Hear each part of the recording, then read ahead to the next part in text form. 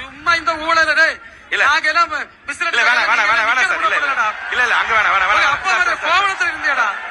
ஏய் யாருப்பா அங்கே விசில் அடிச்சுட்டு இருக்கிறது? நாங்கள்லாம் விசில் அடித்தப்போ நீலாம் நிக்கர் கூட போடாமல் இருந்திருப்ப அப்படின்னு சொல்லி இன்னைக்கு மனோ தங்கராஜ் அவர்கள் குறிப்பிட்டிருக்கிறார். வேறு எங்கேயுமே இல்லைங்க, கன்னியாகுமரியில் வச்சு ஒரு விவாதம் நடக்குதுங்க. அந்த விவாதத்தில் டைட்டில் பார்க்கு வந்துட்டுருக்கு சார், நாங்கள் எல்லாத்தையும் ரெடி பண்ணிட்டோன்னு சொல்லும்போது அங்கே இருக்கக்கூடிய மக்கள் எல்லாம் சிரிக்கிறாங்க. ஏன்னா கன்னியாகுமரி அப்படின்னு சொன்னாலே நம்ம ஞாபகத்துக்கு என்ன வரும் அப்படின்னு கேட்டிங்கன்னா, அங்கே இருக்கக்கூடிய குண்டும் குழியுமாக இருக்கக்கூடிய ரோடுங்க, ரொம்ப மட்டமான ரோடு ஃபஸ்ட்டு விஷயம். ரெண்டாவது விஷயம், எந்த ஊர்லேயும் எந்த டிஸ்ட்ரிக்ட்லேயுமே வேண்டான்னு சொல்லி போகக்கூடிய தகர டப்பா வண்டியை தான் இந்த கன்னியாகுமரி நாகர்கோவில் சைடில் கொண்டு போடுவாங்க. அந்த வண்டியை நீங்கள் போய் பார்த்தீங்கன்னு வச்சுக்கோங்களேன், ஐயோ அப்படி இருக்கும், எந்த வண்டியுமே சரி வராது. அடுத்ததான் மூணாவதாக இருக்கக்கூடிய சிக்கல் என்ன தெரியுமா? கனிம வளம். அப்படி டாரஸா ஏற்றிட்டு போவாங்க. அதுக்குள்ளே நம்ம வண்டி எடுத்துகிட்டு போகிறோன்னு வச்சுக்கோங்களேன், ஏதோ இந்த F1 ரேஸ் ஓட்டுற மாதிரி தான். பிரிக் கேம்லாம் விளையாண்டுருப்பீங்களோ அப்படின்னு சொல்லி போகிற மாதிரி தான் இருக்கும். அந்த அளவுக்கு கேவலமாக மக்கள் உயிருக்கு துளியும் அங்கே கேரண்டி கிடையாது கன்னியாகுமரியை பொறுத்த வரைக்கும், இந்த கன்னியாகுமரி நாகர்கோவிலை பொறுத்த வரைக்கும். அப்படிப்பட்ட இடத்துல சார் கனிமவள கொள்கை இல்லைல்ல, அது அவங்களுக்கு கொள்கை, நமக்கு கொள்ளை. சில அரசியல் கட்சியினுடைய கொள்கையாகவே கனிம வளத்தை எடுத்துக்கொள்ள வேண்டும் அப்படின்னு சொல்கிற கொள்கை வகுக்கிறார்கள். அந்த கொள்கை நமக்கு கொள்ளையாக இருக்கிறது. என்ன விவரம் எப்படி இருக்குது? நிக்கருன்னு சொன்னார், அது கழிஞ்சு கோமன்னு சொன்னார், என்ன அப்படிங்கிறதெல்லாம் பார்த்துடலாம். இது ஆழமான அரசியல் சதுரங்கம்.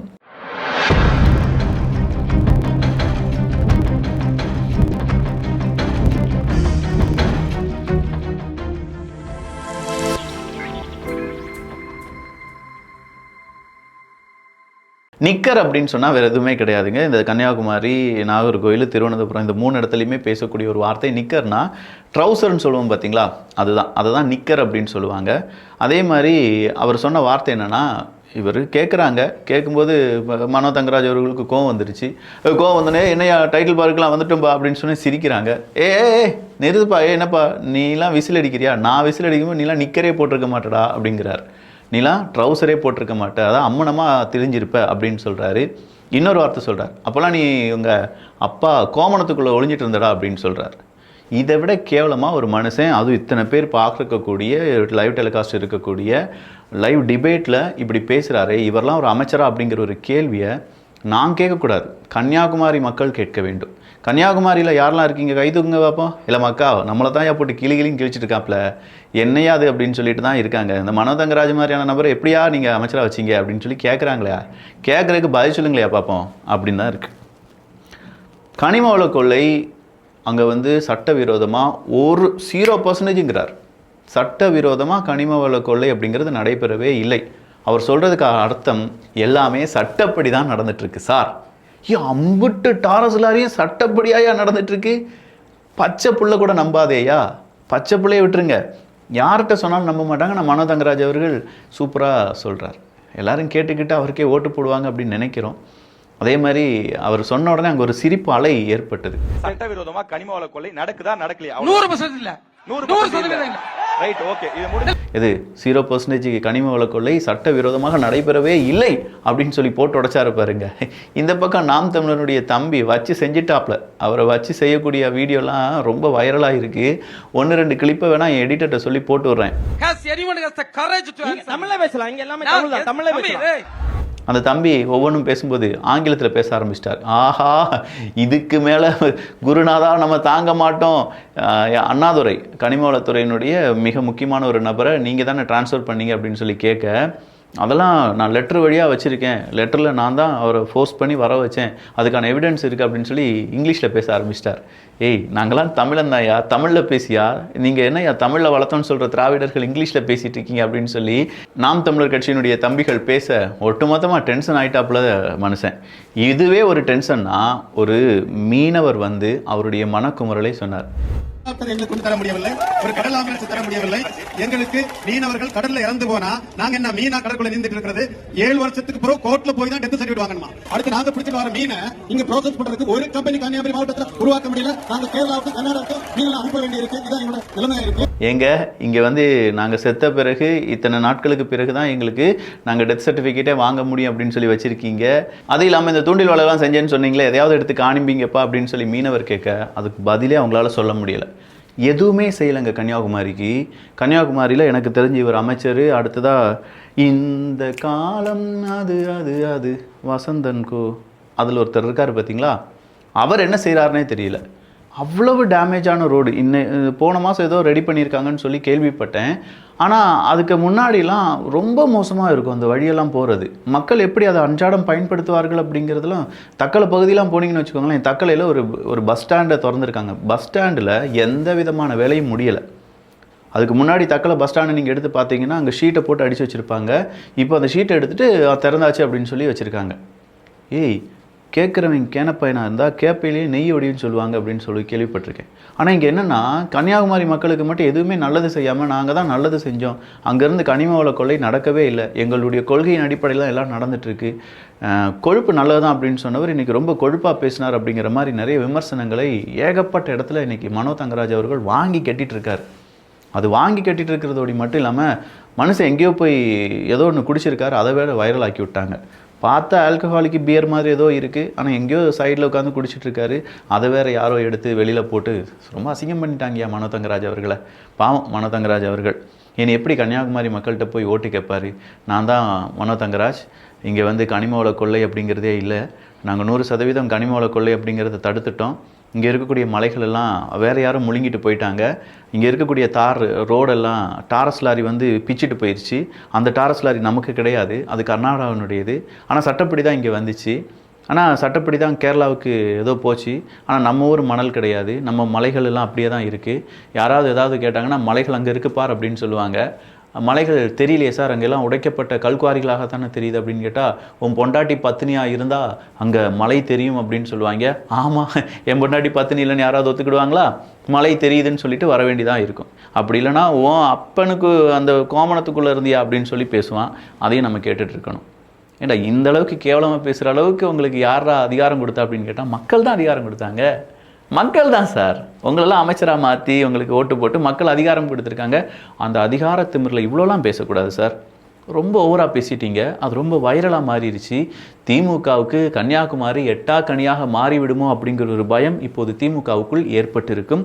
காரணம் இந்த ஒரு டிவி டிபேட் தான்.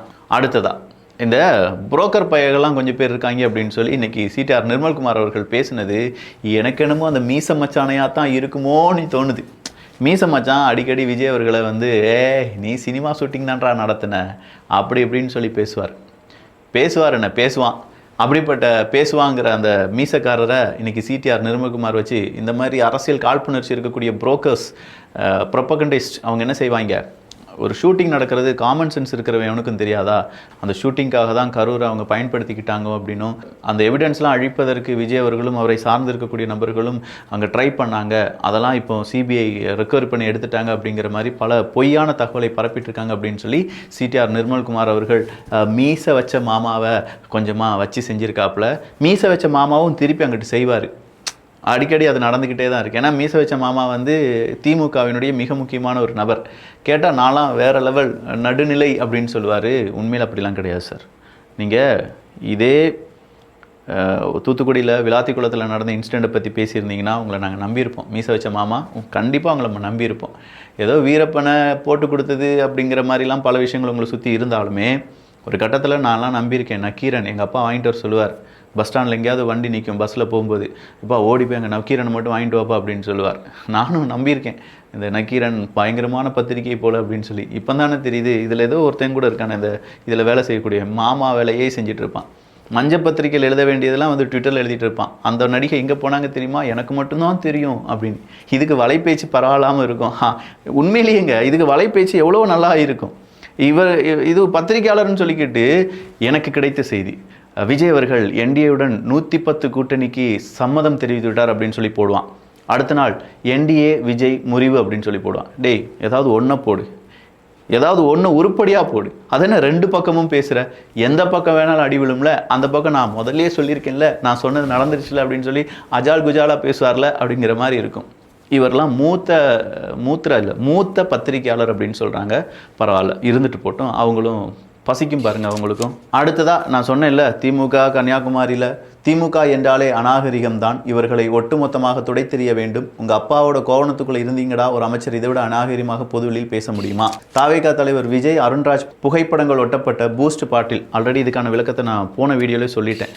மருத்துவ முகாம் நடத்தினாங்க, அதில் இருக்கக்கூடிய பூஸ்ட் பாட்டில் தூக்கிட்டு வந்துட்டு இந்த சன்னி நியூஸ்லாம் என்ன செஞ்சுருக்காங்கன்னா அதை டைட்டில் கார்டாக காண்பித்து 42 கோடி ரூபாய் இதுவரையிலும் பறக்கும் படை பிடித்து எடுத்திருக்கிறது அப்படின்னு சொல்லி சன்னி நியூஸில் எது வந்திருக்கு? சன் நியூஸ் கிடையாதுங்க, சன்னி நியூஸ். சன் நியூஸில் நல்ல நியூஸாக வரும். அந்த நியூஸெல்லாம் நீங்கள் அந்த சேனலில் நீங்கள் இப்படிலாம் ப்ரொபகண்டா நியூஸ்னு சொல்லாதீங்க. தங்கமான சேனல்யா சன் நியூஸ். நான் சொல்கிறது சன்னி நியூஸ்.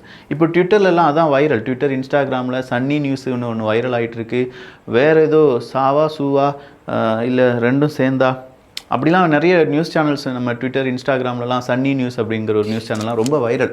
அடுத்ததா, தன்னை கொடுமைப்படுத்தும் கணவனுக்கு அமைச்சர் நாசர் மற்றும் அவரது மகன் உடந்தையாக இருப்பதாக கண்ணீர். இனி திமுக ஆட்சிக்கே வரக்கூடாது அப்படின்னு சொல்லி ஒரு பெண் இன்னைக்கு தற்கொலைக்கு முயற்சி செய்கிறார்கள் என்கிற செய்தியை நியூஸ் ஜே வெளியிட்டிருக்கிறார்கள். என்னையா சுற்றி அடி வாங்கிட்டே இருக்கீங்களே, நல்லது செய்யுங்க டக்குன்னு. மக்கள் எல்லாரும் ரொம்ப கோபத்தில் இருக்காங்க. இதில் திருமாவளவன் அவர்களுக்கான அந்த அரசியல் ஆட்டம். 10+1 எனக்கு ஒரு ராஜ்யசபா 10 எம்எல்ஏ சீட் எங்களுக்கு இருந்தால் தான் நாங்கள் தேர்தலில் கூட்டணியில் நிற்போம். அது எப்படி தேமுதிகவுக்கு மட்டும் நீங்கள் அவ்வளோ கொடுக்கலாம் அப்படின்னு சொல்லி பேரம் பேசிகிட்டு இருக்காரு அப்படிங்கிற மாதிரியான தகவலை இன்றைக்கி புதிய தலைமுறையெல்லாம் வெளியில் விட்டுருக்காங்க. 10+1 கிடைக்குமா? எகெயின் 6, 7, 8 2 இலக்கு வேணும் எங்களுக்கு. 2 இலக்கு இல்லாமல் நாங்கள் இந்த தடவை போட்டி போட மாட்டோம். அதுவும் பானை சின்னம் தான் எங்களுக்கு வேணும் அப்படின்னு சொல்லி கேட்டிருக்காங்க. 2 இலக்கு உங்களுக்கு நீங்கள் கேண்டிடேட்டை நிப்பாட்டினா கூட பானை சின்னம் உதயசூரியன் கொடுப்பாங்களா அப்படிங்கிறது ஒரு பெரும் கேள்வி தான். உங்களுடைய சுய அடையாளத்தெல்லாம் மறைச்சி வச்சுட்டு நீங்கள் என்ன செய்யணும்? அப்படியே உதயசூரியன் அப்படிங்கிற கெட்டப்பில் இறங்கினாதான் உங்களுக்கு சீட்டு கிடைக்கும். அப்படி இல்லைனா பானை உடைக்கப்படும் என்று திமுக அங்கே சொல்லிடுவாங்க. எதற்கும் திமுக, விசிக அவங்களுடைய தொகுதி பங்கீட்டுக்கான உண்மை செய்திகள் வெளிவரும். அன்னைக்கு நம்ம பார்க்கலாம் 10+1, 6+1, 5+1, இல்லை 2 தானா அப்படின்னு சொல்கிறது. இல்லை 2 தானா? 2னா 22ங்க. 2னே சொல்லாதீங்க, 22. நல்லதை பகிர்ந்து நல்ல சமுதாயத்தை உருவாக்குவோம். நன்றி, வணக்கம்.